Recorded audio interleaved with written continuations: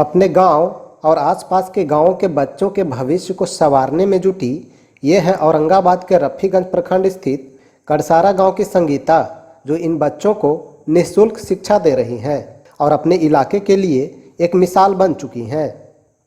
संगीता राजस्थान के कोटा स्थित army school में बतौर टीचर पदस्थापित थी, मगर उनके मन में अपने गांव के बच्चों को शिक्षित बनाने की भावना जगी और उसने अपनी अच्छी खासी नौकरी छोड़ दी और अपने गांव कड़सारा लौट आई। लौटने के बाद संगीता ने अपने उस सोच को जिसे लेकर वह यहाँ आई थी उसे पूरा करने में जुट गई। अपने गांव के ही सरकारी विद्यालय के प्रांगण में उसने बच्चों को पढ़ाना शुरू कर दिया। धीरे धीरे बढ़ते हुए उनके पास पढ़ने वाले बच्चों की संख्या अब 45 हो गई है, जिसमें कक्षा 10 के भी कुछ छात्र हैं जिन्हें वह पढ़ाती है। गांव के इन बच्चों की जिंदगी बेहतर बनाने के संकल्प के साथ उन्हें मुफ्त में शिक्षा दे रही संगीता की यह कोशिश अब अपना रंग भी दिखाने लगी है। यहाँ पढ़ने वाले बच्चे भी खूब मन लगाकर अपनी पढ़ाई कर रहे हैं। जो बच्चे कल तक गाय बकरी चराते थे और देहाती भाषा में एक दूसरे से बातचीत करते थे, वे आज अंग्रेजी में बात करने लगे हैं। इधर बच्चों में हुए इस बदलाव से संगीता से पढ़ रहे बच्चों के अभिभावक भी काफ़ी खुश हैं और संगीता के इस प्रयास की काफ़ी सराहना कर रहे हैं। उन्हें लगता है कि गांव के बहू की मेहनत की बदौलत उनके बच्चे जीवन में कुछ अच्छा कर पाने के लायक जरूर बन जाएंगे। इधर संगीता बताती हैं कि उनकी इच्छा सिर्फ अपने गांव के बच्चों को ही नहीं बल्कि कोटवारा पंचायत के सभी गांवों के बच्चों को निःशुल्क पढ़ाकर उनके भविष्य संवारने की है। Now we will start the grammar class as you have read. What was the structure last time? Subject plus is a are. What was the structure?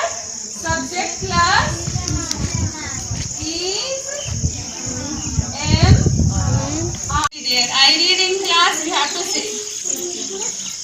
So first thing you have to tell your introduction. Who will come first and tell the introduction? Stand up. दीजिए। I am a third class. My father's name is Alok Kumar Singh. My mother's name is Shakuntala Devi. I live at Gaya. I read in class 5. पहले English पढ़ना नहीं जानते थे, अब सीखना पढ़ना जानते। बच्चे थे, पढ़ते थे, सरकारी स्कूल में आते थे, जाते थे, लेकिन उससे कोई प्रभाव बच्चों को नहीं था। हम लोग भी गार्जियन हैं, आने के बाद पूछते थे बच्चे को क्या पढ़ रहे हैं, कुछ नहीं उनको जानकारी थी। क्या आपके बच्चे यहाँ पढ़ने आते हैं? यस। क्या प्रोग्रेस उसमें कुछ मिला है? बहुत मिला है। जैसे मैं इंग्लिश में बोलने के लिए जान गई, सोचन विचार उसका अच्छा हुआ, वातावरण अच्छा हुआ, बहुत तरह की हमारे गांव में आने के बाद बच्चे लोग का बहुत भविष्य उज्जवल हो रहा है।